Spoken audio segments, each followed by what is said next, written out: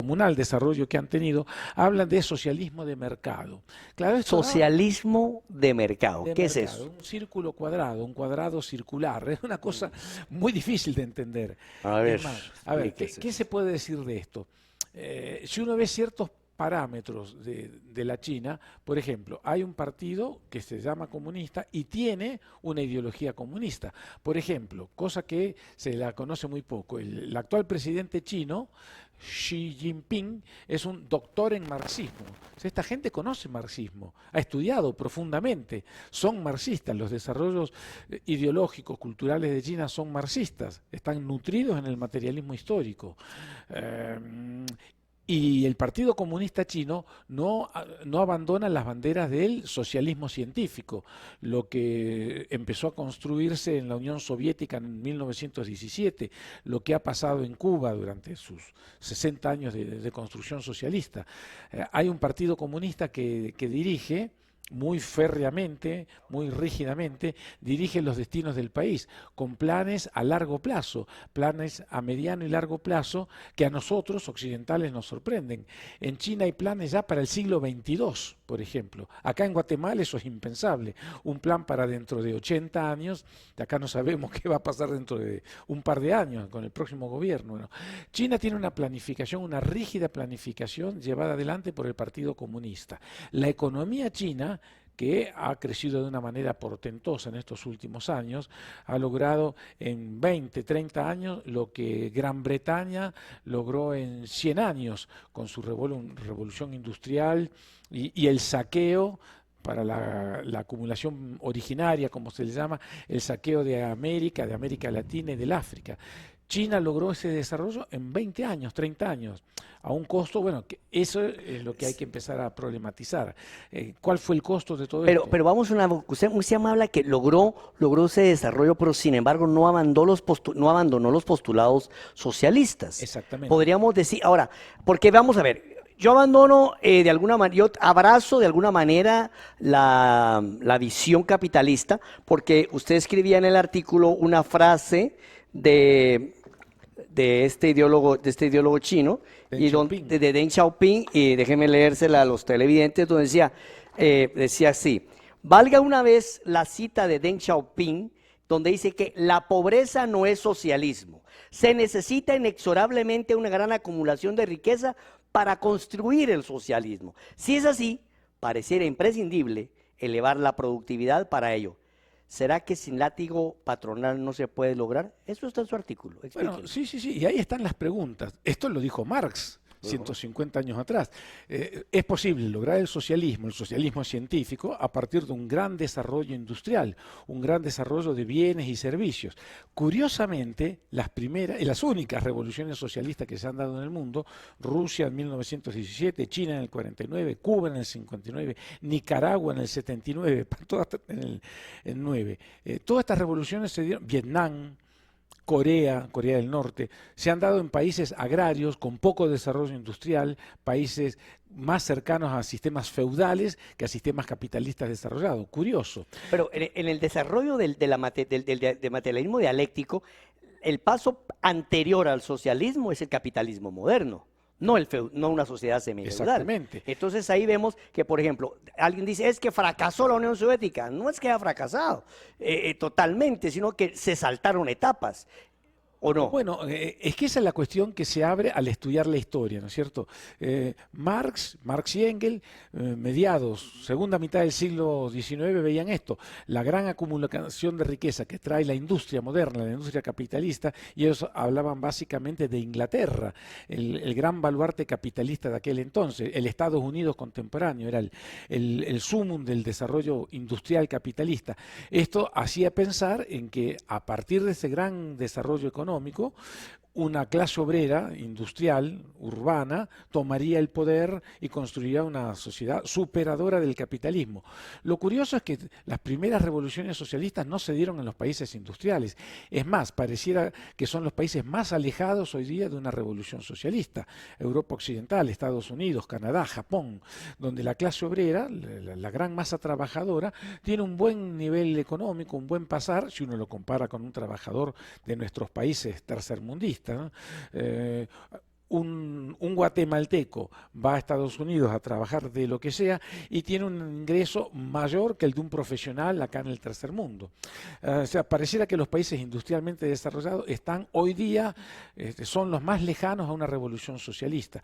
Claro, todo esto son interrogantes que se nos abren. ¿Qué hizo China para dar este gran salto adelante? Porque no hay ninguna duda que China hizo lo que hizo Estados Unidos en todo un siglo, lo que hizo Inglaterra en todo un siglo.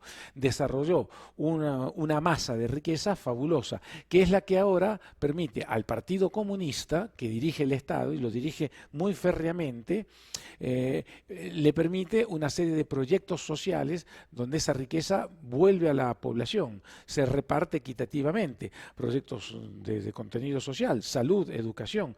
Hay un estudio hecho por la UNESCO, hoy día el nivel educativo más alto, la mejor preparación que tienen los estudiantes de cualquier parte del mundo es en China.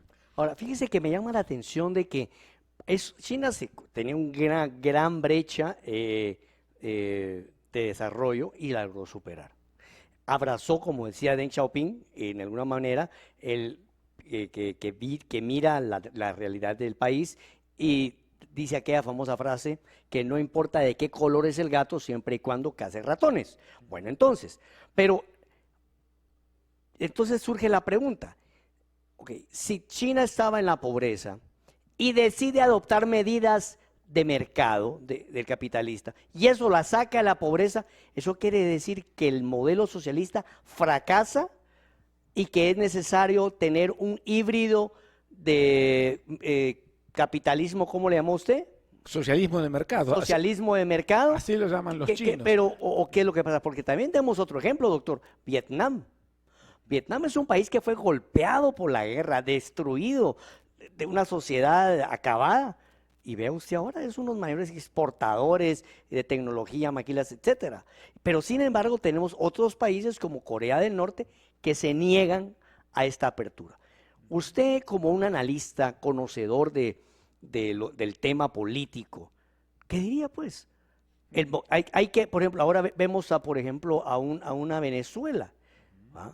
Vemos una Venezuela, ¿qué está pasando en esos países que no logran desarrollo? Claro, hay un bloqueo, eso sí no lo vamos a negar. Claro. Pero, ¿cuál sería la fórmula? Mire, creo que no hay lo puedo afirmar categóricamente, no hay una fórmula eficiente única. Países capitalistas como Estados Unidos, como Europa Occidental, se desarrollaron de una manera fabulosa. Claro, ¿a qué costo? Masacrando la población indígena latinoamericana, trayendo esclavos negros del África a trabajar acá como mano de obra esclava. Bueno, esa acumulación originaria, que duró 150 años, entre el siglo XVII y XVIII, permitió el auge de la industria moderna y este gran desarrollo de estos países. China no ha hecho eso. Todos estos países han sido y son potencias imperialistas bélicas. China no es una potencia que ataque militarmente. China no ha disparado un solo tiro fuera de su frontera. Entonces, claro, pero tiene dentro de su ámbito de injerencia política y económica a muchísimos países, incluso a Estados Unidos. Claro, pero los está venciendo en su propio juego. Exactamente, y lo está venciendo de un modo capitalista, porque hoy día Estados Unidos, esto es su dedo externo pertenece a China. A China, a Japón en parte y a China fundamentalmente. O sea, hay un equilibrio ahí, se necesitan uno al otro. Y parece que Estados Unidos necesita mucho más el flujo de capitales chinos que China necesita de Estados Unidos. Claro, ¿esto qué nos hace pensar? ¿Que fracasó el socialismo? Bueno, los países socialistas, cualquiera de ellos, Cuba...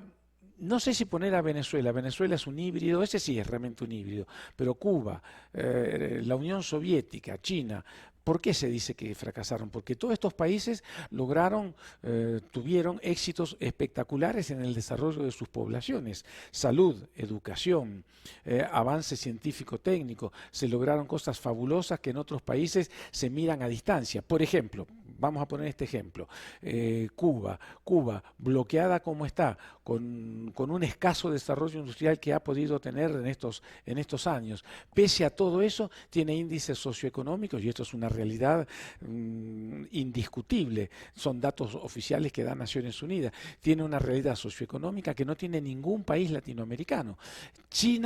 Cuba es el único país libre de analfabetismo en toda Latinoamérica. Argentina había logrado cero analfabetismo analfabetismo, con estos planes neoliberales esto cayó y hay nuevamente analfabetismo. Cuba es el único país en toda Latinoamérica libre de desnutrición infantil, mientras acá tenemos 50% de la niñez desnutrida. O sea, no hay duda que estos planteos de una repartición equitativa de la riqueza favorece a las poblaciones, favorece porque hay salud, educación, vivienda, pleno trabajo, etcétera. Hay desarrollo científico, técnico. Ahora bien, ¿qué hizo China para lograr esto?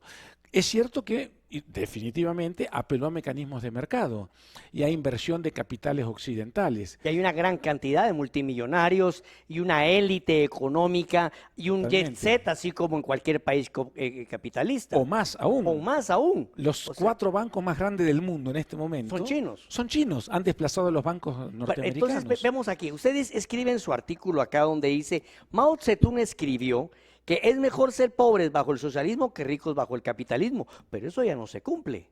Sí, en China parece que no. Es más, las autoridades actuales dicen, no es malo ser rico. Claro, entonces abre la pregunta, ¿qué hizo China para lograr esto, esta apertura? ¿Se necesita eso, solamente eso para crear esa gran base de riqueza? ¿Se necesita apelar a estos mecanismos provocativos del ser humano? En la Unión Soviética hubo un intento, en la década del 30, hubo un intento de una apertura similar, premiando la salida individual, premiando la ventaja personal. Stakhanov se llamaba la persona que lo propuso, un cuadro del Partido Comunista, Stakhanovismo se llamó eso. Es algo así como lo que décadas después intenta retomar la perestroika con Gorbachev a la cabeza. Mecanismos de desarrollo individual, mecanismos que propician la salida individual, el lucro. Claro, queda la pregunta, ¿solamente de esa manera podemos lograr este salto fabuloso de la riqueza? Bueno, China logró eso. Uno puede pensar, ¿es un paso atrás para tomar impulso? O sea, quedan esas preguntas. Usted me preguntaba, Richard, ¿cómo definir exactamente eso? Es esta cosa rara e incomprensible. En un sentido es un país capitalista, sí, porque hay explotación de la mano de obra. Eso es el capitalismo. La riqueza se logra a partir de una gran masa trabajadora que genera la riqueza que se la apropia a alguien. Hay millonarios en China. Hay muchos millonarios. Pues bueno, vamos a cerrar el tema hoy porque tenemos un programa jalado con bastantes invitados, con una frase del artículo que publicó el doctor Marcelo Colucci en la revista C4. Por favor, si ustedes quieren que les enviemos una versión digital de la revista C4, pueden pedirla al teléfono 5768-5128, 5768-5128 y se la vamos a enviar vía WhatsApp, o si no, pueden buscarlo en las redes en revistac4@.com. Una frase para terminar, doctor, muchas gracias, dice, algunos viejos conservadores se quejan que China avanza hacia el capitalismo en lugar de hacerlo hacia el socialismo, pero ¿a quién le importa? Solo son etiquetas y nada más que etiquetas. Si la gente, ojo, y eso es algo que promuevo yo, si la gente disfruta de una vida mejor, es lo único que importa. Y todos tendremos una vida mejor. Esto lo dice Q Chaolong. Así que, doctor, muchas gracias por acompañarnos en este breve comentario. Lo vamos a tener en 15 días para que sigamos hablando de los temas de América. Muchas gracias. Y quiero también traerlo para que hablemos de psicología, porque el doctor Colucci es un doctor psicoanalista especial. Muchas gracias, vamos a un pequeño corte comercial y regresamos con un invitado controversial, el licenciado Raúl Falla. Vamos a un corte y regresamos.